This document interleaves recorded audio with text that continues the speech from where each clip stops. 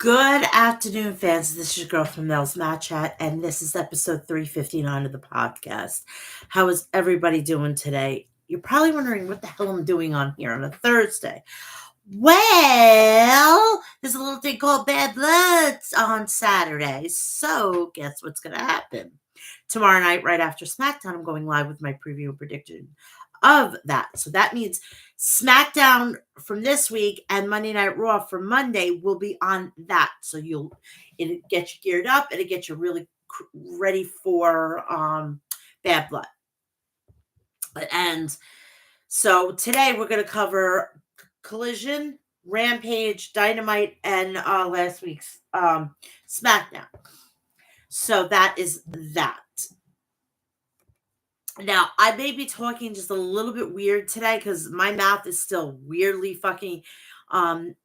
I just had dental work on my teeth because I had gotten fillings so long ago, they replaced them and they redid them. They're all nice and fresh and all pretty and all new.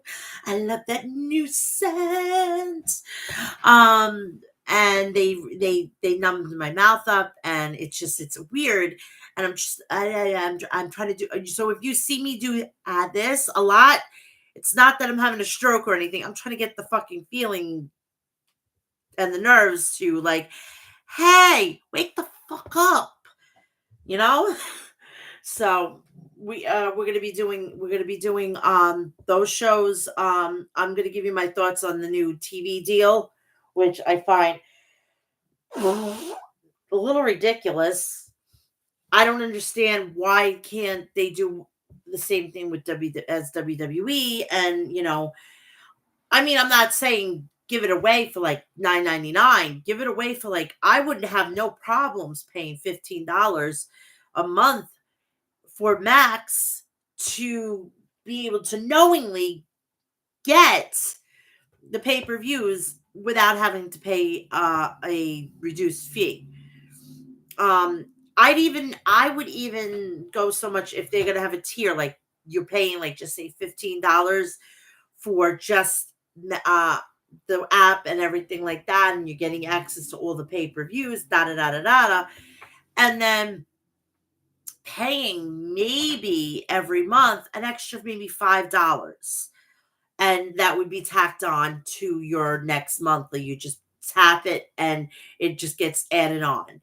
Or if there's like or if you want to just get the app and just get what's there on the library and everything for $15. That's how, this is I'm using that as like a quick price. But if you want the pay-per-views, you pay $20 a month. That's feasible. That is feasible, and I completely would totally do it. If the pay-per-views are going to cost me with the fee of the app plus maybe $25, uh, I know I can't do it. I'm paying now like $15 for Peacock right now, and I'm hoping when that's over with that it goes on to Netflix, and then I can get rid of Peacock, which I'm freaking hoping and praying for. So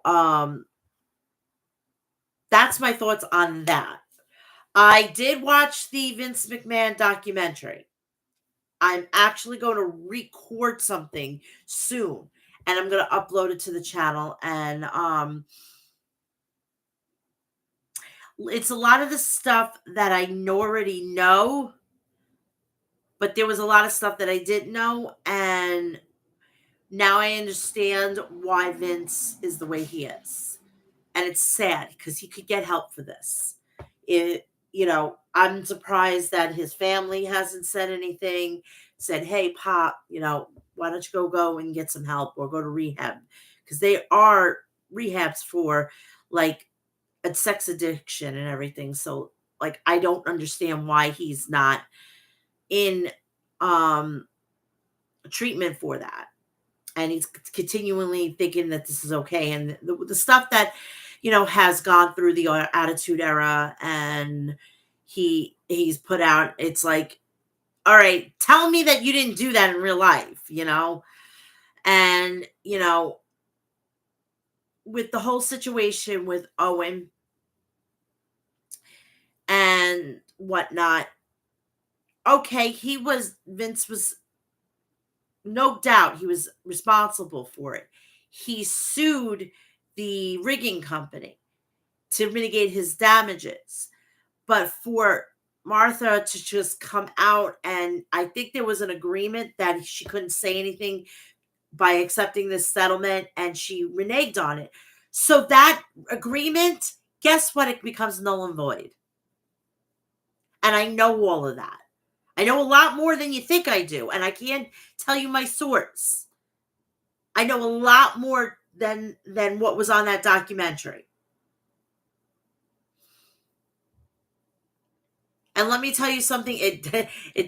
Let's just say that saint that she comes out to be, Dr. Martha Hart, is no more than a fucking Dr. Mark Cunt Hart.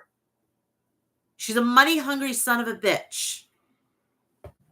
and she's determined to erase Owen's memory in WWE. And I think it's about time that, somebody sits her down and says, everybody has moved on. It was an accident, and it was proven to be an accident. Owen could have said no, could have just said, you know what, I'm not going to do this. He had a mind of his own, he had a mouth of his own. Vince thought he got people that were professional and were able to competent to make sure that everything was a go. And I don't know who was in charge that day with the rigging situation, but that's the one who people should go after, because he or she was trained to do that, and that person didn't listen at all and caused a catastrophic accident, and that person should be one held accountable, not Vince. Vince wasn't an expert in the fucking situation. So what the fuck? He was hiring a company that knew what they were doing and probably became reputable, and they did their homeworks and everything like that, and they thought that this was a reputable company. It wasn't. And because of that, it caused Owen's death. That's the company. He's Vince is responsible for,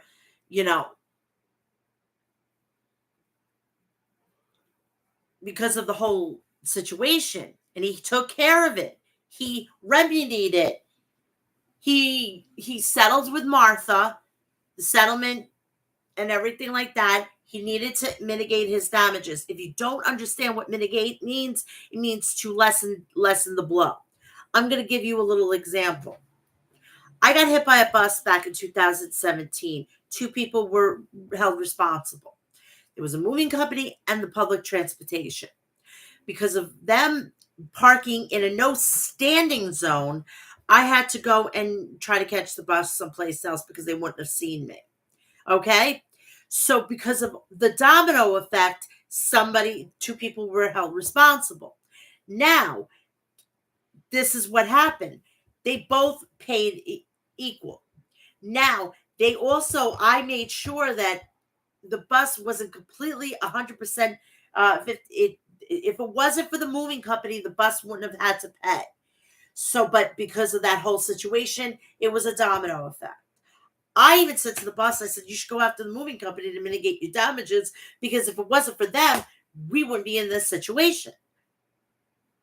I didn't hold the only person who I fucking was more pissed at was the moving company, because they were in a fucking no standing zone.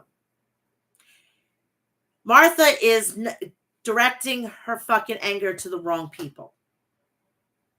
The person who was responsible was the rigger person.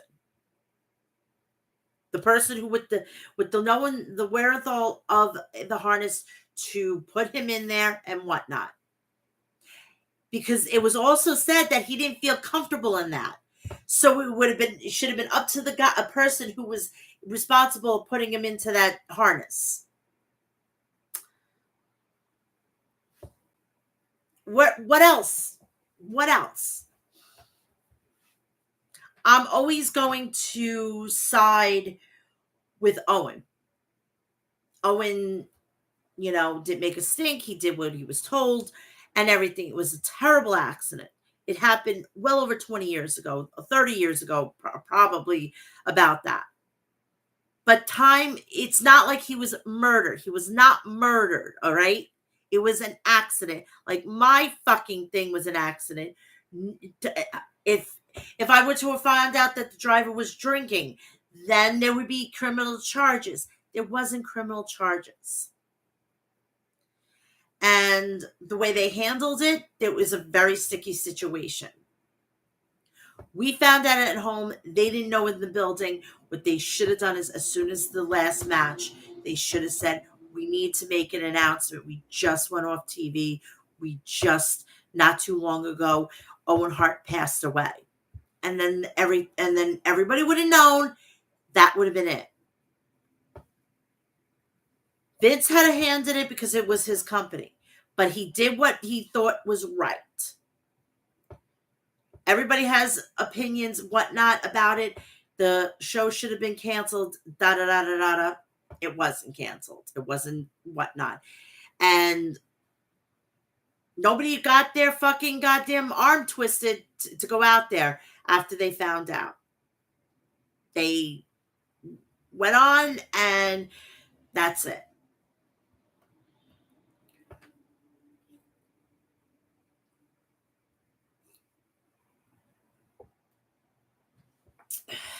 I also didn't know when the whole situation with Robert Kraft, with that whole situation when he got arrested for prostitution. I had no idea. I mean, I had a little bit of an inkling because of where it is. I was like, yeah, I don't think, and no, I didn't know he had a girlfriend. I didn't know he was, all I knew was that Vince and Linda were having a fucking grand old marriage. Typical fucking marriage. Did not know. But you know what? I'm not surprised. I'm like in a state of shock a little bit, but I'm not surprised. I guess he took a chance and did this. But all in all, you will get my full in a video when it's convenient for me, because I do want to go back and watch a couple of things that I was kind of like, holy shit. And if I'm going to tell you, he's a bullshit artist. He's a bullshit artist. And he's a typical fucking goddamn, he reminds me of like a what is it? I can't think of the fucking thing. Ringmaster. He was, when Barnum and Bailey shut down, he became the ultimate ringmaster. I think it's kind of apropos. But I mean, I'm going to admit to you, Vince McMahon, if it wasn't for him, he wouldn't be in this, and we wouldn't be in this situation. I wouldn't be on here talking about wrestling. I'm talking about the Vince McMahon documentary. Sorry. Sorry. You came in and I was like, I didn't, sorry. I'm not going to pull any punches. I will thank Vince McMahon for giving us what we're right now. All right. I'm thankful for this. But it also doesn't help the situation when all the allegations that are coming out after him. So from the time, from that point that we found out that those sex allegations, whatever he has done for the world of professional wrestling has been negated because of that. Because we can't see the good now. And that sucks. That really fucking sucks. And we've had some good times with Vince McMahon, and we've had some horrible times with Vince McMahon. And from what the possible charges, and if he does get charged, he's going to be facing the rest of his life in prison. And that's where he should be. But you'll get more of my thoughts on this on a video. We're gonna, as I just told you, we're gonna cover last week's SmackDown, Rampage, Collision, and Dynamite. I'm gonna congratulations to Tony Khan on getting the deal done. People were saying, "Oh, it's gonna be like 250 million and da da da da da," because WWE got 5 billion, so he's entitled to that. No, he's not entitled to that, because it's only 5 years. Now, if I could say if it was maybe 25 years, then I could see a billion, a billion, couple billions. But it's 5 years. He better be glad he's getting that. Because, hopefully he stops fucking signing people. I swear to Jesus, he's got to stop signing people. And I'm sick and tired of, oh, I'm Chris Jericho's friend, or I'm Nick Jackson's friend, or I'm this person's friend. So that's how I got the job. You shouldn't get a job because of favoritism.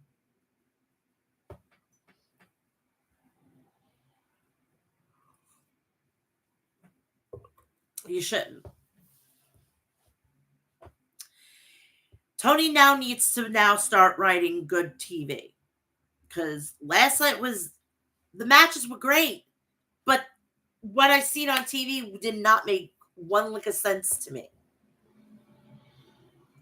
I felt like freaking, I was watching 2K25 and create a show. Or, like, they put all the names in a hat, we picked them out, and there you go. I can't watch that. I need story. Hopefully, the thing with Bryan Danielson and Jon Moxley will get me, and at least it'll be something that I could sink my teeth into. Pardon the pun. Yeah, I'm still recovering from my procedure today, and it's annoying as fuck. So, itchy. Sorry. I got brand new bras, and they're annoying right now. So yeah, we're gonna cover the shows again tomorrow night. Preview predictions right after SmackDown. I'm gonna go and give you my picks for this matches. You're gonna get the 2 go home shows, and then I'm gonna go right to sleep. Because guess what? Tomorrow I'm gonna go visit my kid on Friday. So I have Friday, Saturday, Sunday, and I get that extra Saturday. I'm a happy camper. Because tomorrow he's off. And I want to wish everybody who is Jewish that is my fan, Shavana Tova. If I messed it up, I'm sorry, but Happy New Year, Happy Rosh Hashanah, and I hope that you have a blissful and sweet and delicious, safe New Year, because we are with you. We are all with you. So enjoy, L'chaim, Mazel Tov, and go with God. So, all right. Please do me a favor, like, share, and subscribe. Turn on the bell for all notifications so when I go live, upload a video, or do a short, you will know about it. Please follow me on all my social media, which is Facebook, Instagram, Facebook, Instagram, Threads, TikTok, Cameo, X, all Mel's Mat Chat. You can follow me on my OnlyFans and Snapchat, Real Mel's Mat Chat. If you want to donate to the podcast, you can get my PayPal and donate, write a little message, and I will shout you out on that. Once I get it, you will get if you get it today, you will be shouted out all weekend long. So get it in, write a message, and I will gladly, and please do me a favor, include your handle on here, and I'll even shout, and I'll do, and I'll get your handles and everything, and I'll even do it on my social media. So you're going to get a lot of shout outs. All right. You're going to earn yourself a shout out. Also, please do me a favor. Go check out the people over at Maestro Classics at maestroclassics.com. Visit their website for all your beard essentials.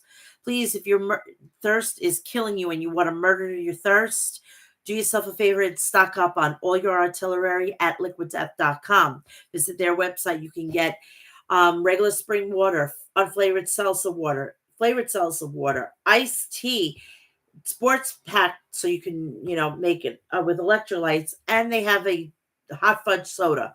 So go and check all them out. I'm hoping for a lemonade. I'm praying for a lemonade, please, with the nectar of the gods. So go check that out. And please do me a favor, if you're a coffee aficionado just like I am, please go check out Death Wish Coffee at deathwishcoffee.com. Sample the world's strongest caffeinated coffee with the lowest acidic rate.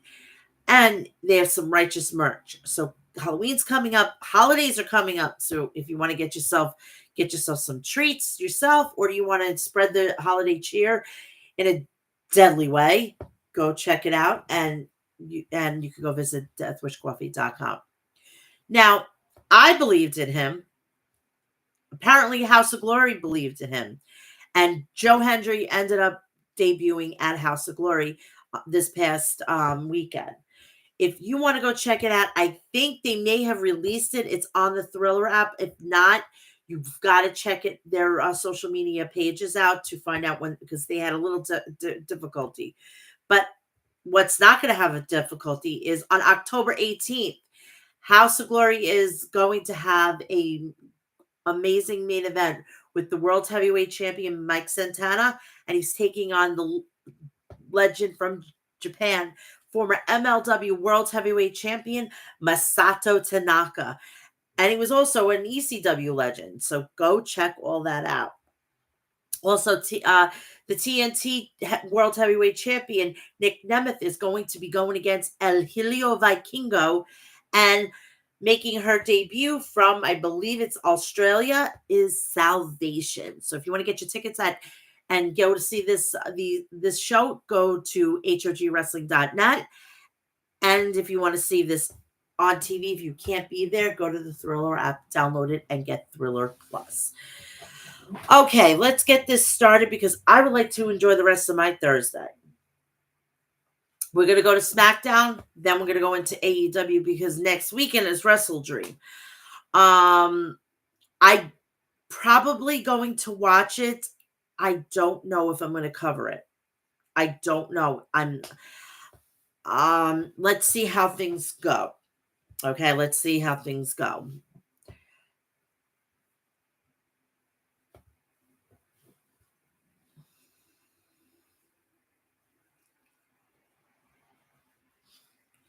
SmackDown.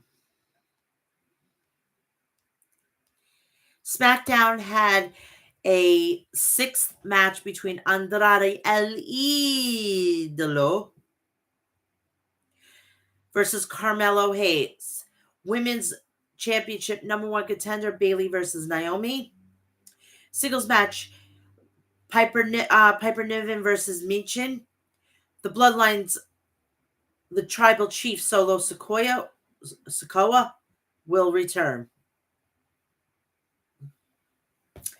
The show opens up with Michael Cole and Corey Graves welcoming us. The Viper, Randy Orton, then music hits, and he makes his way down to the ring to address the WWE Universe.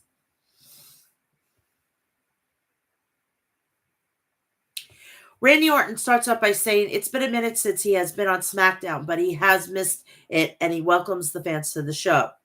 Orton then says he can count the amount of people he can trust on one hand after being in the wrestling business for so long, and one such name includes Cody Rhodes. Orton then calls Rhodes down to the ring and demands an explanation of why he is tagging with Roman Reigns at Bad Blood to take on the Bloodline. Cody Rhodes' music then hits, and Rhodes makes his way down to the ring. Rhodes starts off by asking Oklahoma and Randy Orton what they want to talk about. Then he says he knows that Orton wants to discuss Rhodes. Rhodes says he understands why Orton wants an explanation with everything.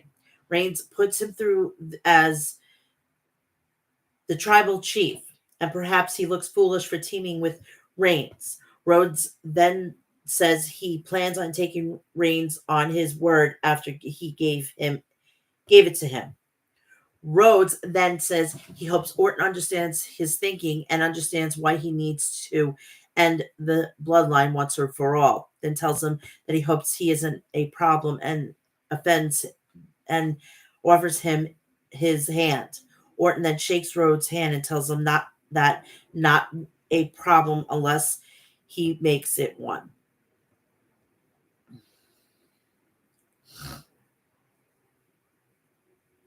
So then Kevin Owens makes his way down to the ring. Before Owens could speak, Solo Sikoa's music hits, and he makes his way out with the rest of the Bloodline. Sequoia starts off by saying he's happy that Rhodes, Orton, and Owens are all in the ring. It saves him the trouble. Sequoia then demands that Oklahoma City acknowledge him, and then says he will acknowledge the fact that Reigns gave Rhodes his word and tells him that he should trust him. Sequoia then says Rhodes will need Reigns because Orton and Owens will be no good for him. Then questions on how long Rhodes has been trying to take down the bloodline and says Owens and Orton have let him down every single time. They tried to help him. Owens then says the only thing that he needs to be acknowledged is that no one cares what Sequoia has to say. Owens then challenges the Bloodline to a tag team match, and Rhodes suggests that they have a six-man tag match. Owens then stops Rhodes and tells him that he'll have a chance to get his hands on the Bloodline at Bad Blood. Owens then issues a challenge to Sequoia and Jacob Fatu for a tag team match with against him and Orton. So that is that.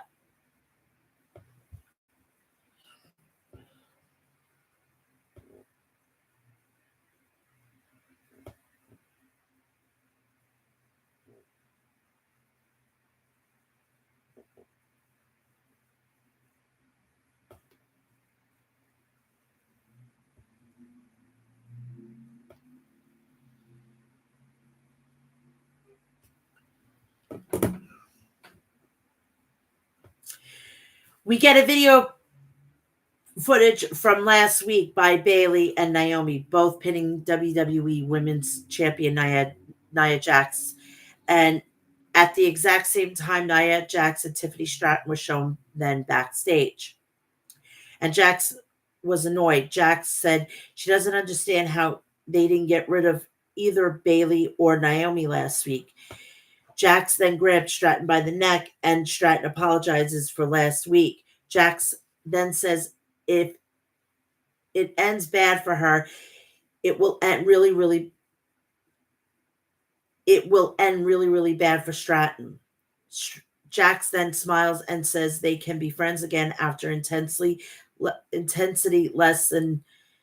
The camera then says on Stratton's long face stays on Stratton's long face as Jax leaves and Stratton looks angry. You're gonna. I want you to tune in tomorrow night to find out what she should do if they take the title off Nia Jax. Nice pumpkin coffee. It's delicious. Bayley makes her way down to the ring for the first match. So we're going to go to this match next, which is the number one contendership for the championship, Naomi versus Bayley. Match starts off with Naomi rolling up Bayley, but Bayley kicks out. Both men then lock up, and Naomi rolls Bayley up once again. But Bayley kicks out and sends Naomi crashing into the top turnbuckle face first. Bayley then looks to hit a right hand on Naomi, but Naomi sees it coming and shows Bayley twice. Bayley then returns the favor and hits shoulder tackle on Naomi before nailing her with a clothesline and an arm drag out of the corner. Naomi hits a bulldog on Bayley using the ropes for extra leverage, then follows it up with a kick on her head and sends Bayley crashing out of the ring. Naomi then flies over the top rope and hits a tornado on Bayley to land on her. Bayley then hits a leg drop on Naomi in the corner and follows it up with a back elbow. Bayley then hits a double underhook suplex and dives on Naomi through the bottom rope. Then sends her back in the ring. Naomi then hits Bayley with a rear view and when she slides back in the ring and goes for the pin, but Bayley kicks out. Both women nail each other with forearms before Naomi hits a kick on Bayley's head and follows it up with an enziguri. Naomi then sends Bayley crashing into the mat and hits her with a blockbuster and then follows it up with a kick on her head. Naomi then climbs to the top and flies, but Bayley moves out of the way and hits her with a belly to belly. Bayley then climbs to the top and hits Naomi with an elbow drop for the win. You didn't think fucking Naomi was going to face Nia. Now, this is exactly. I have two scenarios that I would love. You're gonna have to tune in tomorrow for the preview and predictions. So Bailey picks up the win. After the match, Naomi dejected, but she pats Bailey on the back. Naomi then stares at Bailey from the ramp, looking angry, and Bailey celebrates on the turnbuckles. We get a video package of WWE United States Champion LA Knight retaining his title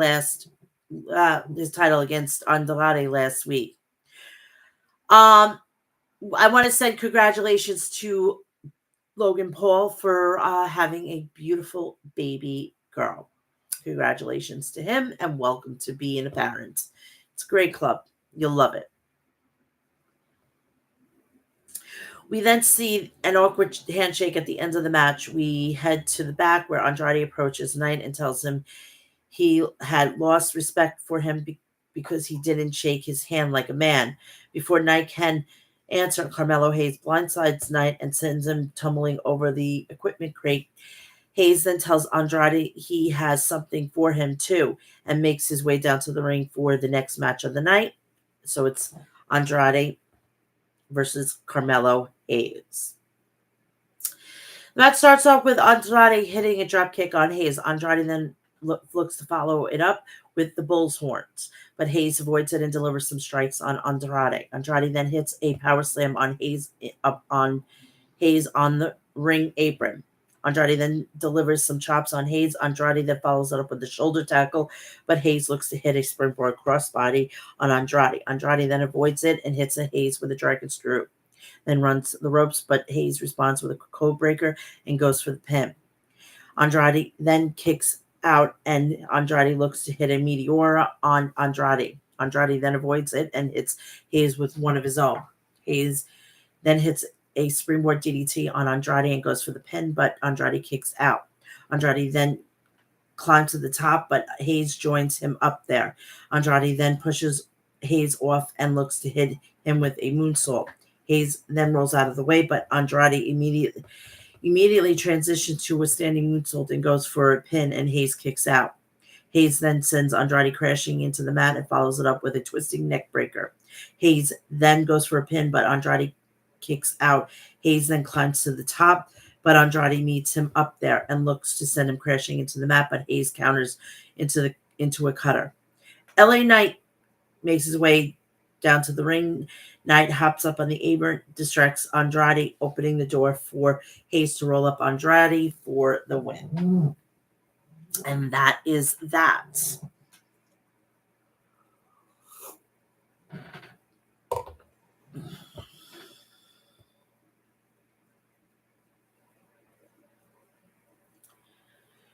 So then after the match, Knight offers his hand to Andrade. Andrade then walks past and slides out of the way. Andrade then walks away and the crowd boos. We head to the back where we see Kevin Owens and Randy Orton having a conversation. Cody Rhodes then walks in and asks Owens to speak to him, but Owens says he couldn't at the moment because they were getting ready for their match. Owens then stands up and says Cody to not to fear, tells Cody not to fear in their match. Orton then says if they need help, he will love it if Cody helps, and he will talk to Owens to let him know he gave Cody the okay to help. We get a video vignette on the phenomenal AJ Styles, and he says he will make his return to Friday Night SmackDown tomorrow night.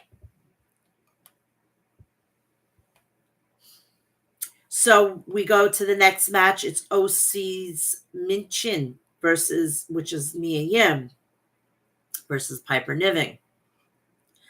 Match starts with Minchin waits in no time after Niven. Minchin delivers some strikes on Niven, then nails her with a drop kick. Niven then hits Minchin with a shoulder tackle, but Minchin responds with a Hurricane Rana and charges at her.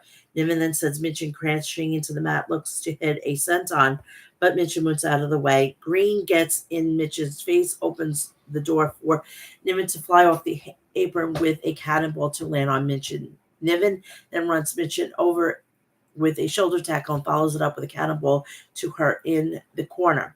Niven then goes for a pin, but Minchin kicks out. Minchin then delivers some chops on Niven, then follows it up with a series of kicks and crucifix bomb. Minchin then goes for a pin, but Niven kicks out. Niven then sets up for a Vader bomb on Mitchin, but Mitchin sees her coming and looks to eats a feet. Niven then avoids it and hits Mitchin with a Michinoku driver, but Mitchin responds with a kick to Niven's head and climbs to the top. Niven then knocks Mitchin off with a right hand and looks to hit a senton on her that sends her crashing through the garbage can that Green brought to the ring on the outside. As Green distracts the referee, Mitchin then moves out of the way and Niven is sent crashing into the garbage can. Mitchin then hits a boot on Green that sends her crashing onto the floor from the apron and gets Niven back in the ring before she hits her with an eat to feet for the win. And that is that.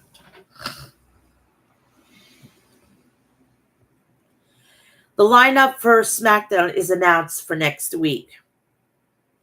We head to the back where Naomi is shown walking. Bailey approaches her, apologizing for beating her earlier in the night. Naomi says Naomi isn't sorry, but it's okay because if she would have won, she wouldn't be sorry either. Naomi then says they'll run it back someday eventually. Naomi then continues to walk and Stratton shows up. Stratton says Naomi will have a good view of Jax beating down Bailey. Naomi then says she will go to SmackDown general manager Nick Aldis to make a match between herself and Stratton official next week. I would have, when she goes to do that, she should say, you know what? I think she needs to put that up. I think the stakes should be taken to the next level. Kevin Owens' music then hits and makes his way down to the ring for the main event of the night. Randy Orton makes his way down to the ring as well. We get a footage of Cody Rhodes and Roman Reigns segment from Georgia Tech football stadium. The Bloodline make their way down to the ring for the main event.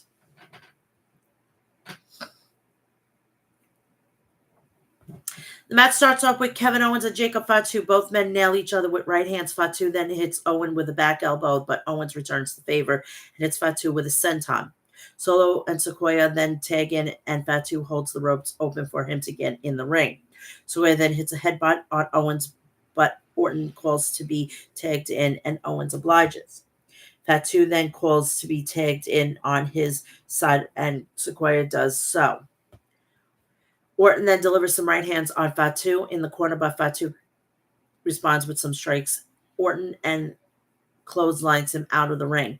Fatu then follows Orton out there, but Orton sends Fatu's crashing on top of the announce desk. Fatu then quickly recovers and gets fired up, but Orton sends Fatu crashing on top of the announce desk several more times.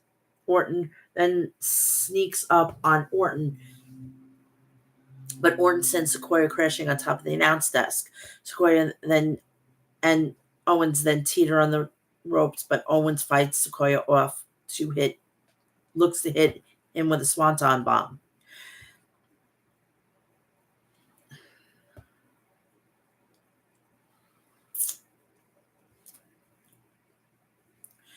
Sequoia then gets his knees up and hits a hip attack on Owens, then tags in. Fatu then hits a Sequoia in hitting a hip attack on Owens and hits one of his own, then sends Owens into the corner and tags in Sequoia. Sequoia then continues wearing Owens down, but Owens nails Sequoia with an atomic drop and hits him with a clothesline. Owens then tags in and exchanges right hands with Sequoia. Owens then follows up with a power slam and hits a second one on Fatu. Then nails a hanging DDT on Sequoia. Fatu and then hops up on the apron, but Orton nails him. Orton then turns around and into a Samoan drop from Sequoia, but Owens tags in and hits several running sentons on Sequoia, and Fatu on the outside. Owens then hits a frog splash on Fatu off the ring apron and a swanton bomb on Sequoia off the top. Tama Tonga and Tangaloa make their way down to the ring and distracts Owens. Sequoia then hits Owens with a spinning solo and pins him, but Owens kicks out. Cody Rhodes makes his way down to the ring and takes down Loa and Tonga. Rhodes then hits Loa with a DDT and sends Tonga crashing into the ring apron. Orton then hits an RKO on Sequoia, but Fatu takes down and nails Rhodes with a tope suicida. Rhodes then sends crashing into the referee, and Owens asks him what he's doing. Fatu hits a couple of side super kicks on Owens, and Sequoia pins him for the win. So then, after the match, Cody tries to tell Kevin Owens that he is sorry, but Owens is clearly very upset, and Owens tries to reason with everyone. Ultimately, Owens hugs Cody, and the show comes to an end. But Owens looks like he's ready to fucking let loose on Cody. So, SmackDown should be very, very interesting on Monday.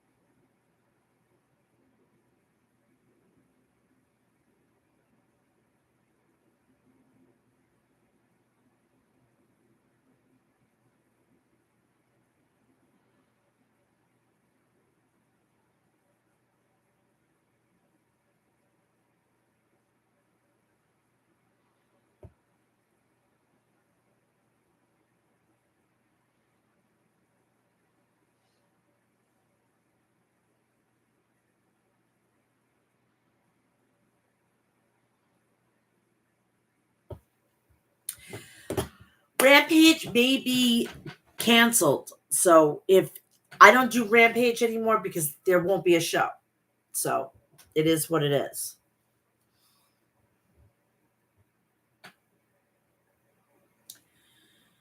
So Rampage was coming from the Mass Mutual Center in Springfield, Massachusetts.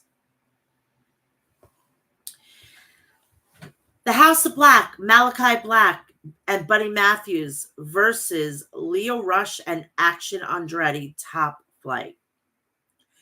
Lio rocketed Black with a stunner, but Black bounced back with a kick. Black dodged a kick with a Matrix-style move, keeping up with Leo's fast speed. Andretti tagged in and ate a kick from Buddy. Lio had to hold Action back as his temper got the better of him. Buddy blasted Lio with a rising knee strike, knocking Lio out of the ring. Action grabbed Buddy's leg, and Lio rocketed out of the ring with a tope suicida. Action connected with a flying forearm to Buddy Matthews. Action and Malachi knocked one another down, both going for a running crossbody press. Lio and Buddy tagged in. Lio spiked Buddy with a poison rana and then a bottom rope springboard cutter. Malachi got a blind tag and Rush with a spinning back elbow. Lio climbed to the top rope, but Action grabbed a blind tag. Lio was confused since he might have had the match in the bag. They argued, and in the interim, Black shoved Action, knocking him back into Rush. Lio Rush was knocked off the top rope perch, falling to the arena floor. Black walloped Action with a spinning back fist and picked up the pinfall victory. How do you go from the match against the House of Black and not be on the same page? Wondered Daddy Magic. After the match, Top Flight tried to help Action Andretti. Action grabbed a bottle of water from Darius Martin and threw it at Brody King as the members of the House of Black celebrated their hard-earned victory. Brody bulldozed Action Andretti into the turnbuckles before the rest of the House of Black could pick apart Andretti. Top Flight pulled him out of the ring and into safety.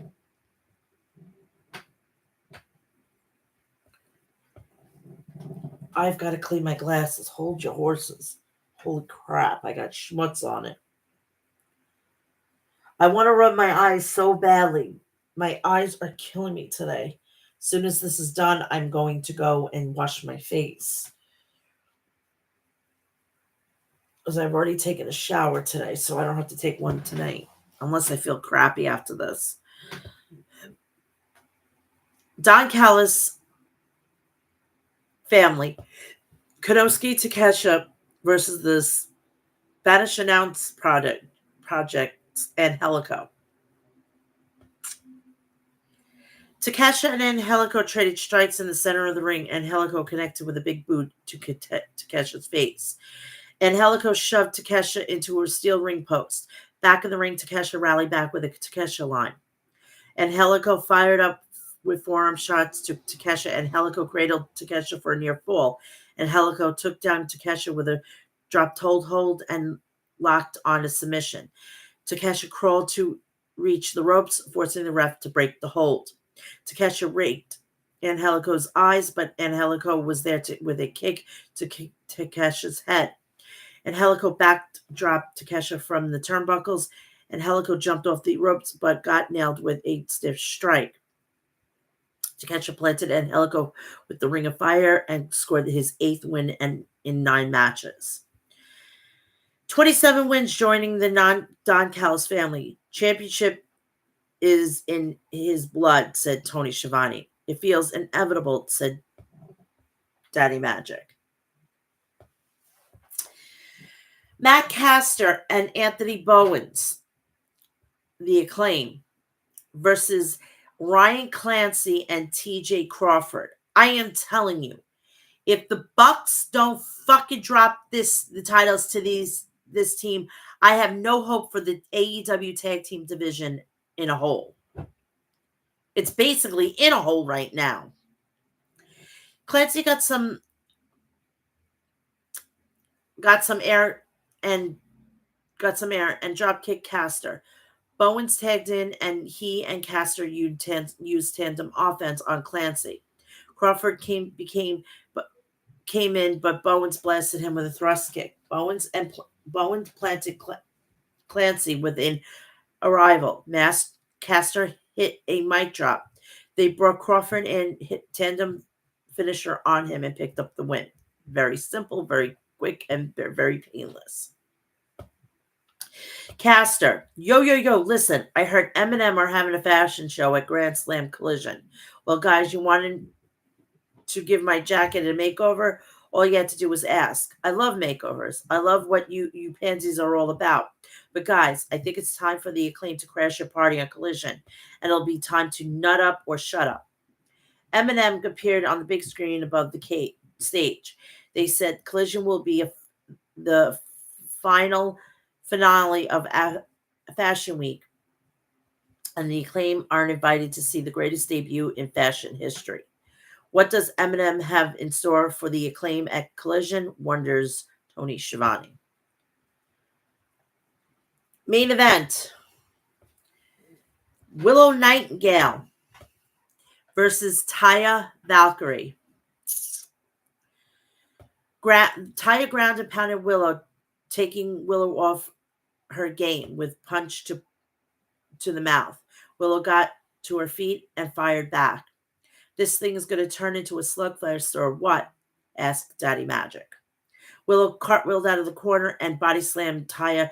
Willow hit a crossbody over and covered Taya for a 2 count.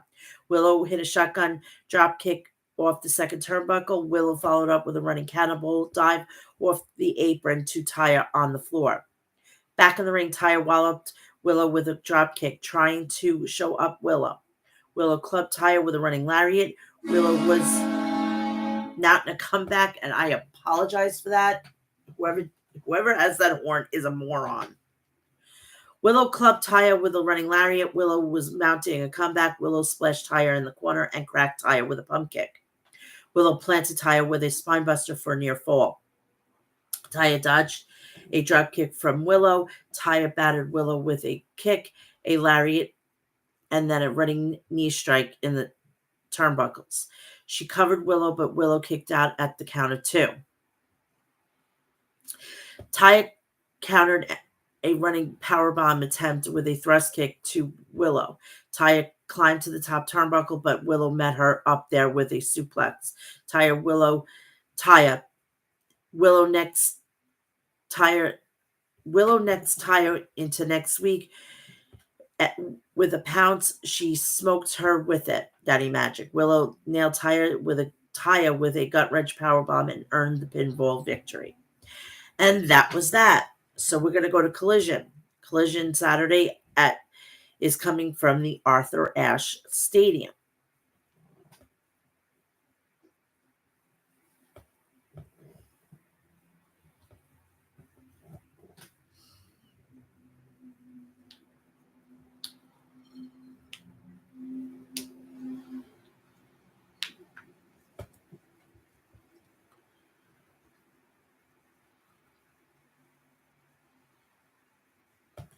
First match, Soraya's Rules. Jamie Hayter versus Soraya. Hayter stomped a mud hole into Soraya. Cameron held Hayter's ankle, and Soraya smashed a VCR player across Hayter's head. Soraya walloped Hayter with a computer keyboard. Outside the ring, Harley mounted Hayter and rammed her head into the floor. Harley whipped Hayter into the steel guardrail. Soraya whacked Hayter with a repeat cookie sheet shots. Hayter grabbed Soraya and hurled Soraya with a German suplex on the floor. Cameron jumped on Hayter's back, but Hayter escaped and bashed Harley into the guardrail. Soraya used a steel pipe on Hayter.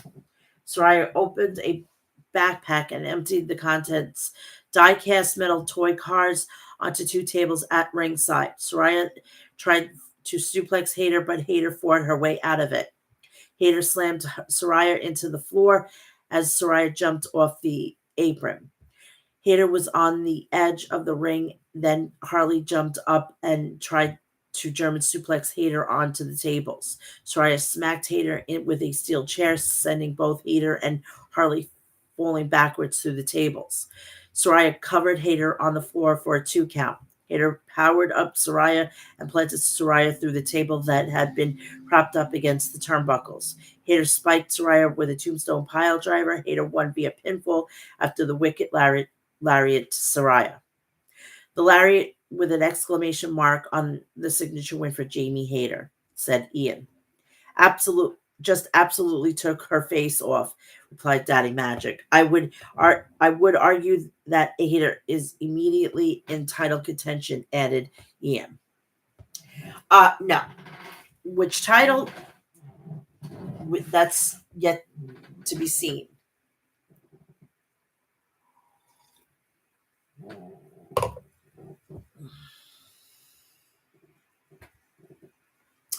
Tornado Trios match. The conglomeration, Ring of Honor World Champion Mark Briscoe, Kyle O'Reilly, freshly squeezed Orange Cassidy versus Brian Keith, Big Bill, and Chris Jericho.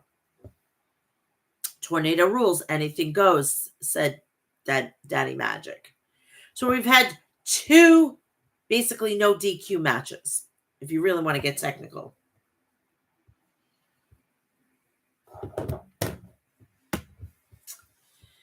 Orange Cassidy hit Jericho with a loaded backpack. Orange operated a backpack, opened the backpack, and revealed it had a brick inside. Brian Keith hurled Kyle with a T-bone suplex. Kyle fired back with a rolling elbow strike. Orange and Kyle had tried to chop down Big Bill, and with the help of Briscoe, they sent him over the top rope. Jericho nailed Briscoe with a Death Valley driver on a steel chair. Orange rolled up Jericho for a 2 count. Big Bill blasted Orange with a big boot and then served up with a Bossman slam to Kyle. Briscoe unleashed the redneck kung fu on Jericho and Big Bill. Briscoe followed up with a shotgun dropkick to Bill. Briscoe grabbed a chair, but Jericho cracked Briscoe with a code breaker on the steel chair. Kyle and Orange delivered some roundhouse kicks and then a drop kick to Keith and Jericho. Big Bill stormed in and bulldozed Kyle and Orange. Kyle came back with a dragon screw through the ropes on Big Bill. Orange connected with an orange punch on Big Bill, who was knocked off the ropes onto Brian Keith on the arena floor. Briscoe catapulted off the chair, flipped over the top rope, and wiped out Jericho on the arena floor. Briscoe slid a table into the ring. Briscoe decimated Jericho with a J driller out of nowhere. Briscoe placed Jericho onto the table. Mark climbed to the top turnbuckle looking for a froggy bow, but Big Bill choke slammed Briscoe through the table. Jericho covered Mark Briscoe and picked up a gigantic win via pinfall. Jericho motioned to his weights, indicating he wanted the Ring of Honor World Championship back. So we're going to get Jericho basically, I don't know, getting handed another title. Why isn't he putting over people? I don't want to hear it from him. He doesn't need to be wrestling, honestly.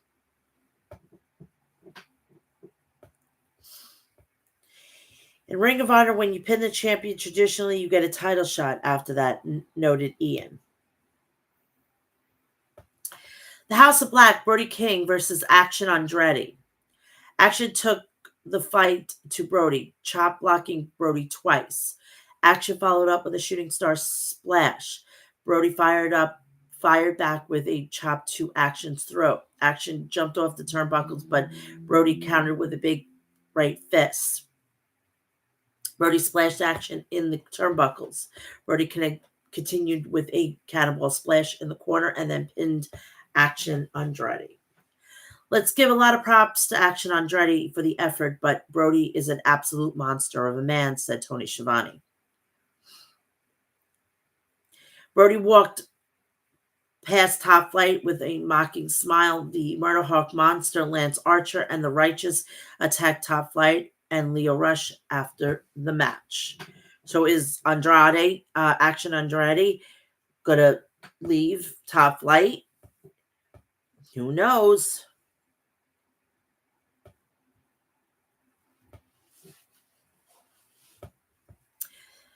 AEW World Trios Eliminator match. Pac, Claudio Castagnoli, and Wheeler Yuta versus Commander, Private Party, Mark Quinn, and Isaiah Cassidy. Quinn stormed Pac with strikes and kicks. A fired-up Quinn followed up with a dropkick. Claudio hit Quinn from behind as Claudio stood on the apron. Claudio tagged in and battered Quinn in the corner. Pac tagged back in and stopped Quinn in the corner. Yuta wouldn't accept Pac's tag. Claudio scoop slammed Mark Quinn and followed up with a double foot stomp. Claudio nailed Quinn with a backbreaker. Wheeler refused Claudio's tag again. Cassidy finally entered the fray. Quinn reached him for a tag. Brother Zay was working off an adrenaline and spiked Pac with a DDT for a near fall. Quinn stomped on Zay's hand, breaking up the pin attempt. Claudio forced Yuta to tag in. Claudio hurled Zay around the ring with a giant swing. Claudio looked at Yuta, but Yuta refused to drop kick Zay. Claudio and Wheeler argued. Commander came in and wiped out Claudio with a flying crossbody. Yuta used a right angle slam on Zay. Yuta wrenched on Zay's broken hand. Yuta clobbered Zay with a hammer and elbows. Yuta locked in the cattle mutilation and won by ref stoppage. Claudio and Pac clapped for Yuta, but Yuta left the ring without his partners. He is a conflicted son of a bitch, Wheeler Yuta.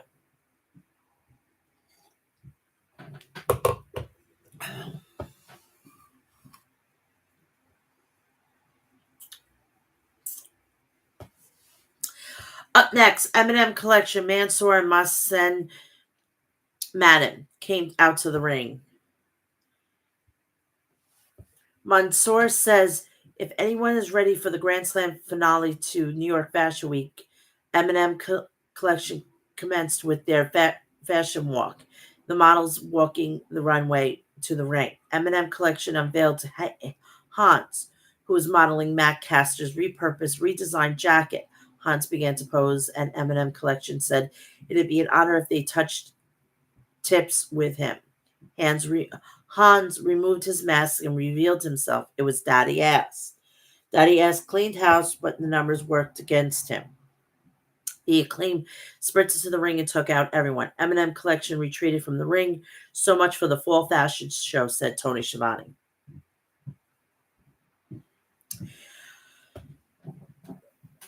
We have a lumberjack match. Oh, lumberjack strap match. Adam Page versus Jeff Jarrett, WWE Hall of Famer. Why? Tell me why, please, for the love of God. Why?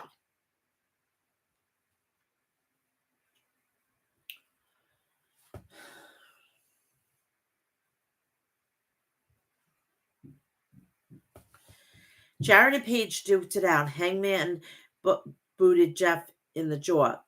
Jarrett escaped a dead-eye attempt and went for a sharpshooter. Page bit the skull of Jarrett to get out of the sharpshooter attempt. Page planted Jarrett with a belly-to-belly suplex for a near fall. Jeff surprised Page with a Russian leg sweep. Page clubbed Jarrett with a clothesline, knocking Jarrett over the top rope. Page followed Jeff, but fought off the lumberjacks. Page tried for a buckshot lariat, but Juice whipped Page with a leather strap. Jeff Jarrett took flight off the top rope and wiped out Page on the floor. Page countered the stroke attempt with a leather strap. Page continued to whip Jarrett until Karen jumped in the ring to shield Jeff. Jay got into the ring, but Page whipped him. He brought enough time for Jeff to get to his feet to whip Page. Hangman left the ring, but lumberjacks began to give Hangman a taste of his own medicine. Back in the ring, Page nailed Jeff with a low blow, followed up with a dead-eye, and pinned Jarrett. Well, Jeff Jarrett came to fight, but Page survived that one, said Shivani. After the match, the Bang Bang Gang was checking on Jarrett. Page blindsided Juice, screaming, "Don't you ever get in my business." Austin Gunn came to aid Juice, and Page finally left the ring.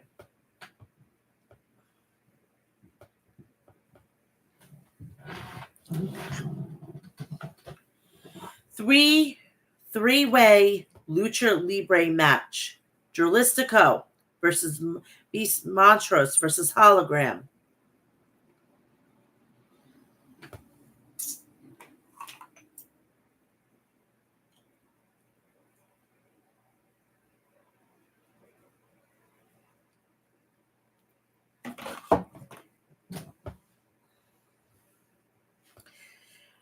At this point, whatever. The Beast Monstros bulldozed through Hologram and Jalisco with a double clothesline. Jalisco hit Beast Monstro with a thrust kick. Jalisco sent Beast Monstros out of the ring with a drop toe hold. He followed up with a tope suicida to Beast Monstros. Hologram was quicker than a hiccup, wasting no time taking flight and hitting a tope of his own to Jalisco. Jalisco dumped Hologram in the corner with a suplex. Jalisco wiped out Beast Monstros with a Hurricane Rana to the outside from the top rope. Hologram walked the top rope and crash landed on his feet on Jalisco and Beast Monstros. The Beast Monstros hit Samoan drop on Jalisco. Hologram stood on Beast Monstros and planted him with a poison Rana. The Beast Monstros powerbombed Hologram onto his knees. Jalisco followed up with a Mexican Destroyer on Hologram. Hologram rebounded and cradled Jalisco and picked up the victory. After the match, the Beast Monstros and Jalisco pushed one another. Roosh walked into the ring and forced them to get on the same page. Hologram jumped into the mix. Roosh clocked him. When you mess with the horns, you get the horns. I wonder if Roosh is gonna get the band back together. Bring the Beast Monstros to LFI fold, said Ian. That's interesting. That's a very interesting situation. Collision main event. AEW Continental Championship Eliminator match. The Rainmaker Kazuchika Okada versus the Spanish God, Sammy Guevara, one half of the World ROH World Tag Team Champion.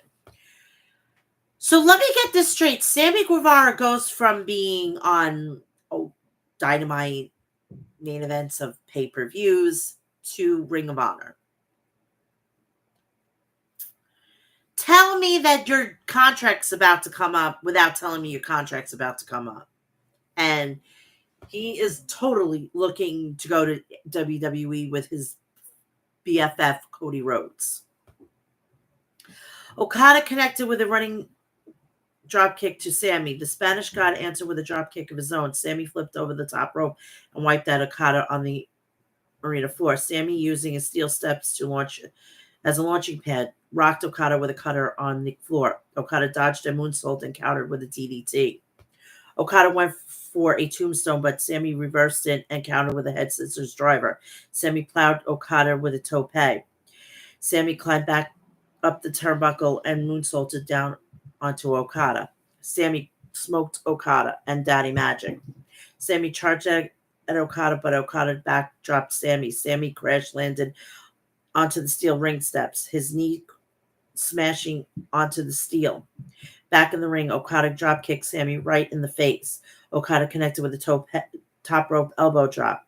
Okada tried for a rainmaker, but Sammy countered with a Spanish fly for a near fall. Sammy blasted Okada with a thrust kick for GTH. Sammy jumped with a springboard, but Sammy caught him with a rainmaker and pinned him. And that is that. We are heading to the 5th year of TBS, and they are coming from the Peterson Event Center in Pittsburgh, Pennsylvania.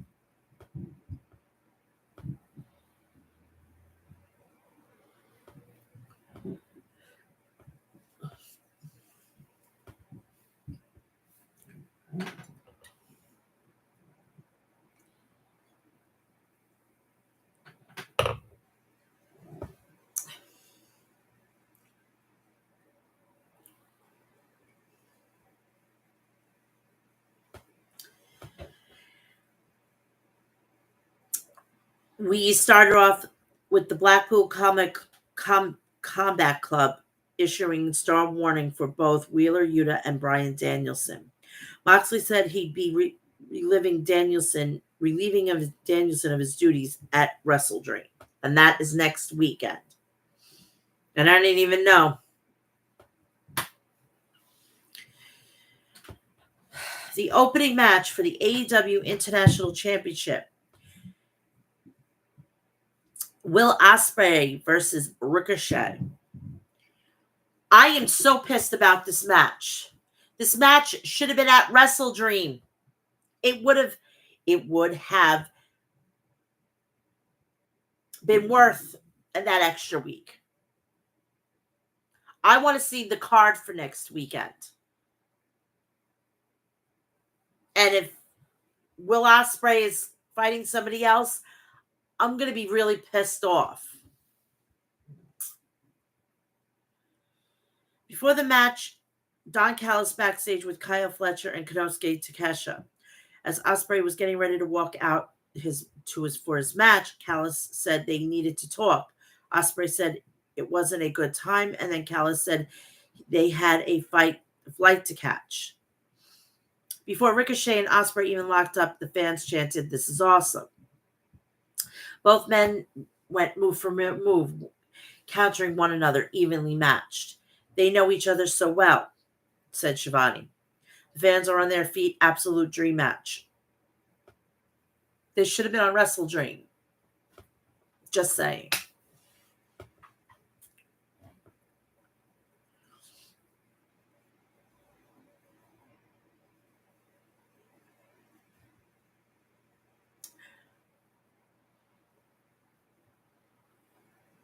Ricochet nailed Will with a backbreaker, followed up with a tope suicida. Ricochet took down Will with a Hurricane Rana off the guardrail.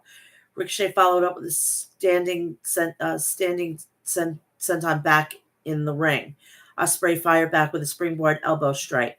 Ricochet countered an around the world kick with 2 lariats to Ospreay. Ospreay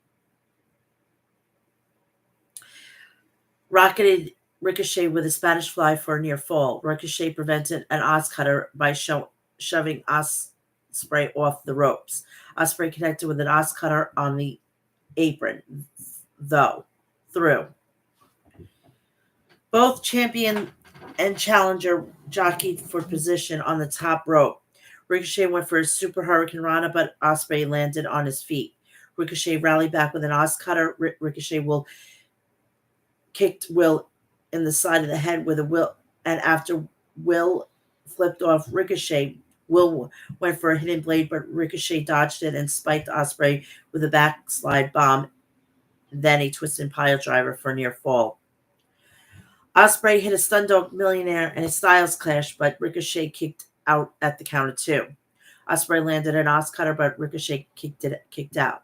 Still alive and in the hunt, Will removed his elbow pad. Ricochet ducked the hidden blade and smacked Will with a hidden blade of his own. Ricochet connected with a shooting star press for a near fall on the champion. The champion refuses to give up his title, said Nigel. Ospreay countered with the vertigo and reversed Hurricane Rana. Ricochet got to his feet and found a Hurricane Rana of his own. Ospreay unleashed a hidden blade and landed on top of Ricochet. The shoulders of both men were down, and the referee counted to 3. The match was ruled a draw by Rick Knox.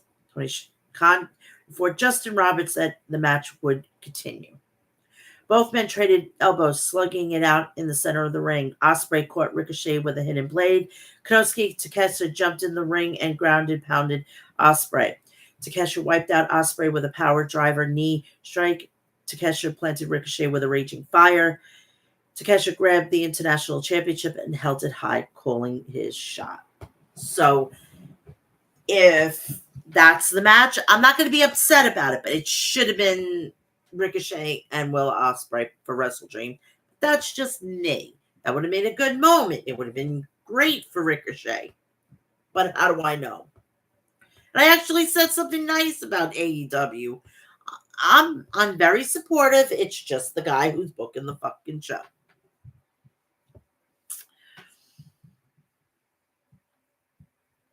TBS champion CEO Mercedes Moné with backstage with Camille. Who?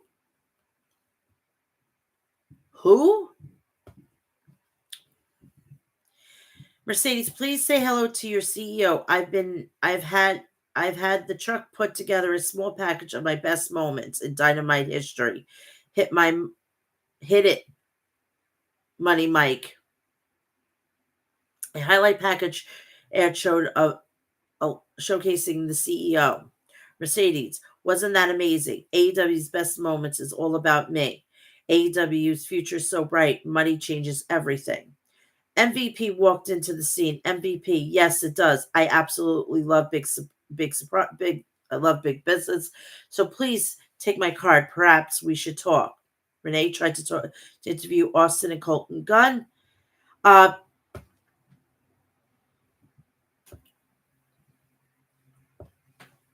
Backstage, Hangman Adam Page interrupt completely unhinged and dismantled the Guns.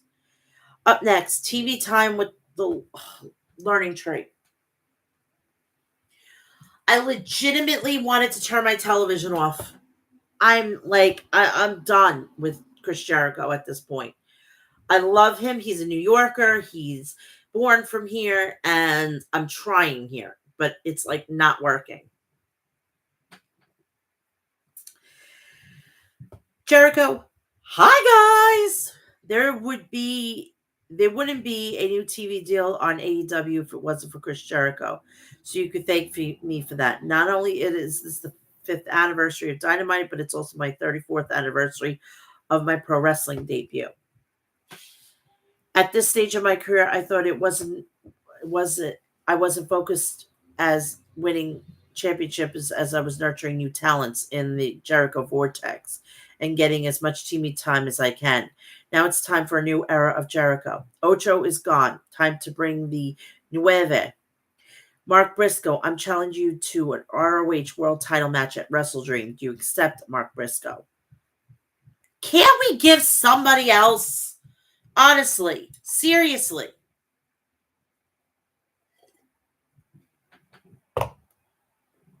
I mean, they're going to take the title off of Mark Briscoe.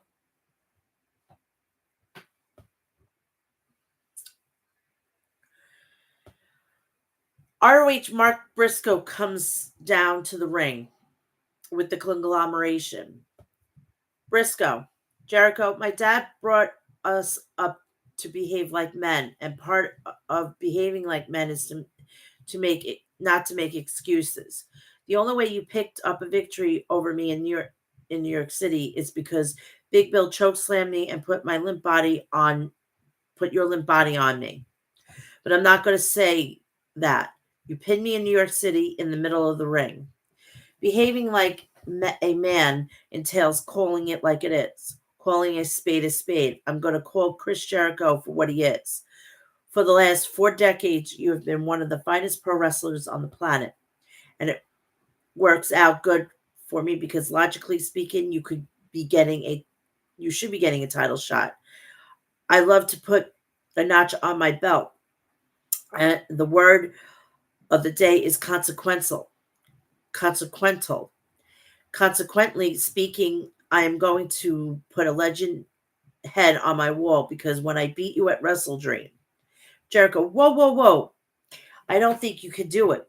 You can't beat me. Maybe your brother Jay could have, but everybody knows you'll never be good as Jay. Little disrespectful. Briscoe decked Jericho, knocking Jericho to the mat. Briscoe, get my brother's name out your damn mouth. You understand me? I accept your challenge. Right there is consequential. Darby Allin was at a junkyard and he said he's going to be at Wrestle Dream. Darby, I'm going to put out an open challenge because I have nothing else to lose. Step up. Kind of feel bad for him. So I would actually be fucking pissed. Because this would have never fucking happened if Sting was still there. He would have said, fuck this. He's done with this. Fuck John Moxley. John doesn't need it. Darby needs it. But that's just me. Adam Page versus Juice Robinson. This was a really good match. I thoroughly enjoyed it. The fighting started fast on the ramp. Juice whipped Page with a leather strap. Hangman grabbed a strap and began to use it on Juice's back. Page propped up a table against the guardrail. Juice countered with a pile driver attempt with a backdrop to Page. They brawled up the stands and Page threatened referee Aubrey Edwards. They brawled to the back to the ring, and the match finally began. Juice suplexed Hangman, both feeling the aftermath of a rough landing. Juice softened up Hangman with a left hand's jabs. Hangman avoided a cannonball in the corner from Juice. Juice planted Hangman with a spinebuster on the apron. Juice clobbered Page with a cannonball, ramming Adam Page through the barricade. Page countered with a crossbody and fall-away slam into the bottom turnbuckle. Juice managed to powerbomb Page and cover him, but Page kicked out the count at the 2 count. Hangman grabbed the referee and hit Juice with a low blow out of sight of Aubrey Edwards. Hangman blasted Juice with a buckshot lariat and stole the pin. Tough break for Juice Robinson, said Tony Schiavone. He earned it, but only after a low blow that the referee didn't see, replied Excalibur. After the match, Hangman took the leather belt and put it around Juice, trying to hang Juice over the top rope. Switchblade Jay White made his return. Jay White jumped into the ring and drilled Page with a running lariat. He wiped him out, said Tony. Jay grounded and pounded Page until Page retreated from the ring. Jay pursued Page. Jay White speared Hangman through the table and that Page propped up against the guardrail earlier. Renee Paquette awaited TNT champion Jack Perry backstage. Perry pulled up in his bus. Katsuri Shibata got into Perry's face, via iPhone translator. Shibata said, "You, me, TNT championship wrestle dream." Perry, think about it. Perry walked away only to charge back and blindside Shibata with a cheap shot. Perry said, "I accept."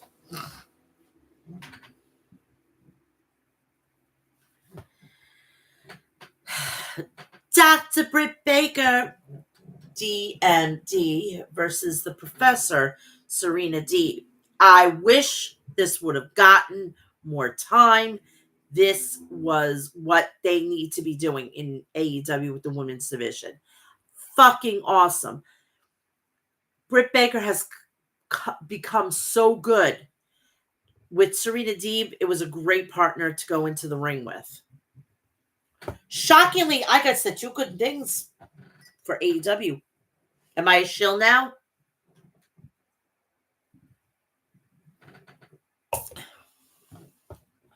Britt tried to end it early, looking for a lockjaw, but Deeb slipped free.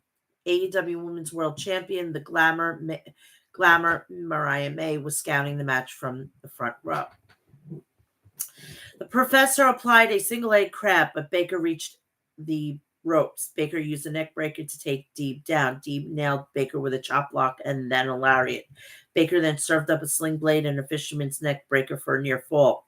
Deeb rallied back with a dragon screw and then a power bomb. Deeb drilled Baker with a German suplex and then a lariat.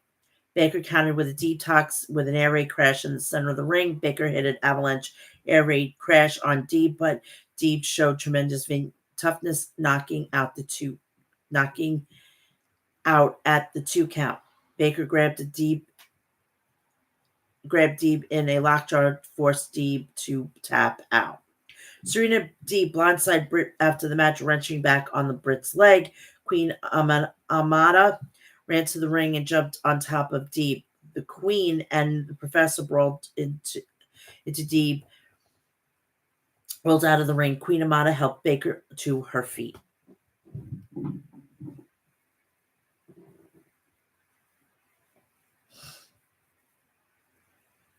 Renee Paquette interviewed Hook backstage, asking if he had any information about the attack took place earlier today on Hook's father, Taz. Hook, you start stuff with my family. I'm going to find out who did it, and I'm going to come for you. Christian Cage was backstage. Christian Cage, the business is at hand at 5-year anniversary of Dynamite. You haven't seen anything yet. I'm the face of AEW now and forever. I'm the patriarch. I'm your father figure, and I'm soon enough I will have it all. Hook, line, and sinker.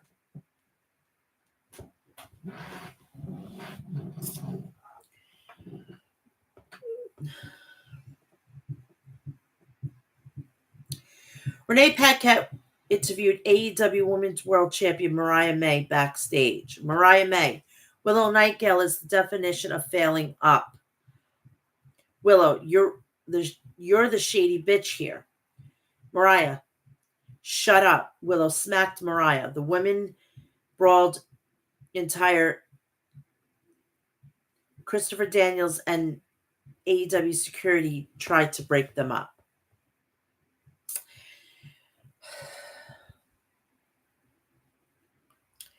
Private Party versus the Iron Savages. Private Party hit a double drop kick on Boulder. Stokely Hathaway was watching the match backstage, clapping his hands in delight. Private Party ended things quickly with a gin and juice. Say, let me get something off my chest. At the beginning of this year, we walked into Dynamite and said, New Year, new champs. And I swear we mean every word. I don't care if my hand is messed up. We will be your next AEW Tag Team Champions. Young Bucks, I hope you're listening. We beat you once, and I promise we could do it again. Matt, Nick, let's do this right here, right now. AEW World Tag Team Champions. The Young Bucks appeared on the ramp. Nicholas, listen, you can't have an anniversary without the two people that built this damn company. Two of the people. What, you're just going to completely erase Cody Rhodes? You're going to erase Kenny Omega? Come on. Matthew, Private Party, you seem confident. Why don't we put our World Tag Team titles on the line right here, right now, in Pittsburgh? Actually, we have a super limited dates, and we're not going to waste one on crappy town like Pittsburgh. Jack Perry ambushed Private Party, and the Bucks entered the ring, making it 3-on-2 beatdown. Shibata sprinted to the ring, and the Elite wanted no part of the fair fight. Christopher Daniels, hold on 1 minute. Private Party, you've been a thorn in the side of the Young Bucks since the beginning of Dynamite. How about Private Party and Shibata team up this Friday on Rampage against Jack Perry and the Bucks right here in Pittsburgh? So you're going to put that fucking match on Rampage.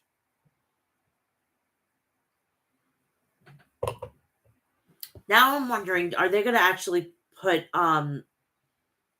because Bad Blood starts at 6. So at least one of the hours are going to go fucking to pot.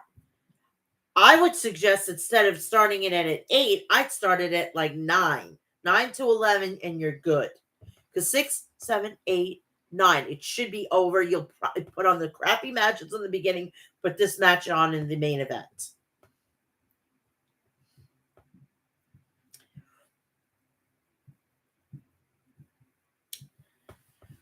Renee Paquette was backstage and welcomed MVP to AEW. MVP, yes, I have a big announcement, and I'd like to take the moment. Prince Nana walked onto the set and interrupted MVP. Prince Nana, whoa, whoa, whoa. Last week in New York City, you were talking real spicy about me and Swerve. A lot of people forgot that Prince Nana used to be a wrestler. I lace up these boots right here in Pittsburgh just for you.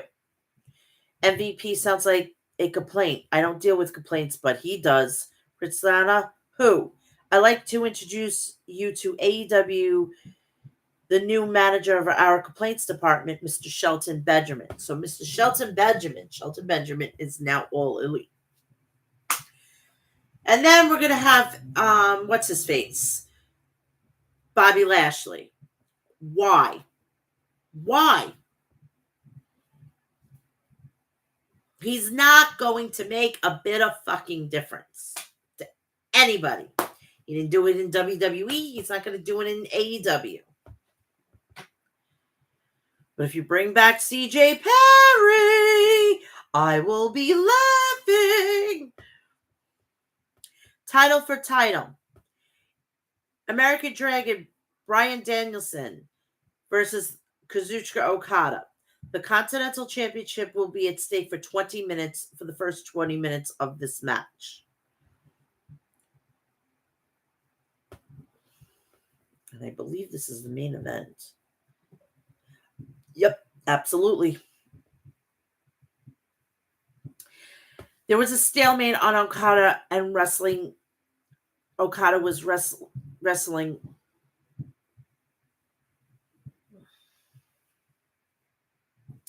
defensively, perhaps trying to run the clock. Danielson dropkick Okada through the ropes. Okada flapjack Danielson onto the mat. Okada rolled out of the way of a diving headbutt from Danielson. Okada drilled Danielson with a DDT for a near fall. Okada connected with a dropkick, knocking Danielson off the top turnbuckle and out to the arena floor. Danielson whipped Okada into the barricade. Danielson followed up with a tope suicida. Danielson dropkicked Okada in the back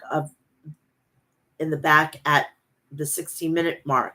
Danielson and Okada traded open hand strikes.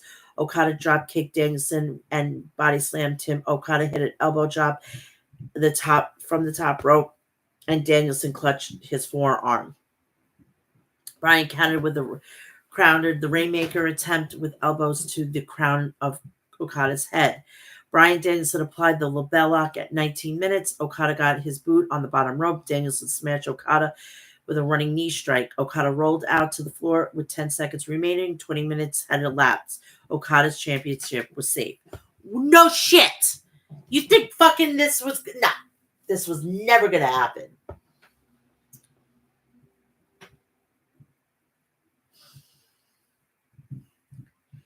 Now Okada has nothing to lose, said Nigel. Danielson jumped up to the top rope, flipped onto Okada. Okada grabbed Danielson and nailed Danielson with a pile driver on a steel chair. I hate his head getting hit. Fans chanted, "This is awesome."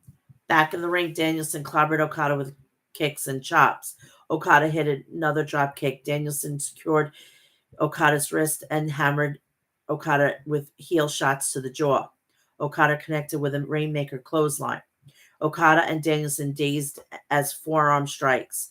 Danielson got to his feet and battered Okada with repeat shots and rolling elbow strikes. Okada nailed Danielson with a running strike for a near fall. Danielson clocked Okada with a Rainmaker lariat of his own. Okada planted Danielson on his neck. Claudio Castagnoli and the bastard Pac walked to ringside area. Danielson managed to grab Okada with a backslide and scored the pin.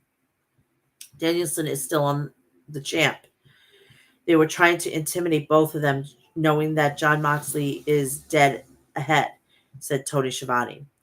That's speculation, Tony, but whatever in the intention was, it was momentary distraction to Okada that allowed Danielson to capture and backslide, said Excalibur. Okada walloped Danielson with a Rainmaker after the match. Okada flipped off Pac and Claudio and left the ring. Claudio and Pac got into the ring and held up Danielson. Moxley and Marina Shafir came to the ring. Moxley, you think this is about me. It's what you said. Let's get something through your simple-minded brain. None of this is about me. I'm planning something much bigger than myself. If any of this was about me, I'd have to put you out of your misery years ago. Who is forcing Jon Moxley's hand in all of this? Wondered Excalibur. Wheeler Yuta sprinted to the ring with a hammer and to come to the aid of Bryan Danielson. Moxley, Marina, Pac, and Claudio retreated from the ring. Moxley snuck up behind Wheeler and dared Wheeler to use the hammer. Danielson and Yuta rolled and Pac and Claudio as Moxley retrieved the hammer from Yuta. Wheeler Yuta, Claudio, Pac, I'm sick and tired of you two treating me like a child. I'm not a child, I'm a man. I'm my own man. I can make my own decision. I can fight my own fight. And speaking of fights, next week, Title Tuesday. If the two of you want to get to Bryan Danielson, you'll have to go through me too. Danielson next week, Title Tuesday. Bryan Danielson and Wheeler Yuta versus Claudio and Pac. Tony Khan made his official for next week. And next week, they are going to Saturday, they're going to be in the Huntington Center in Toledo, Ohio. And they will be for Dynamite, will be Spokane Arena in Spokane, Washington, because they're going to be going to Wrestle Dream that Saturday. So that is that. And that is the show for today. Also, please do me a favor, check out the rest of the content on the channel. Please like, share, and subscribe. Turn on the bell for all notifications so when I go live, upload a video, or do a short, you will know about it. Please go check out all my social media, which is Facebook, Instagram, Threads, TikTok, Cameo, and X, Twitter. Please also, it's all Mel's Mat Chat. Please also go check out my other two social media, which is Snapchat and OnlyFans, Real Mel's Mat Chat. I will be back tomorrow with preview and predictions on the Go Home show of Monday Night Raw and SmackDown, right after SmackDown tomorrow night. And then right after Bad Blood, I will be doing the review. So you'll be seeing me 3 straight days in a row. Please also go check out My Astro Classics at myastroclassics.com. Go check out Liquid Death at liquiddeath.com. Go check out Death Wish Coffee at deathwishcoffee.com. And go check out House of Glory at hogwrestling.net. I want everybody to have a great evening, and I will see you tomorrow for preview and prediction of WWE Bad Blood. I love you all. Have a great evening. Bye.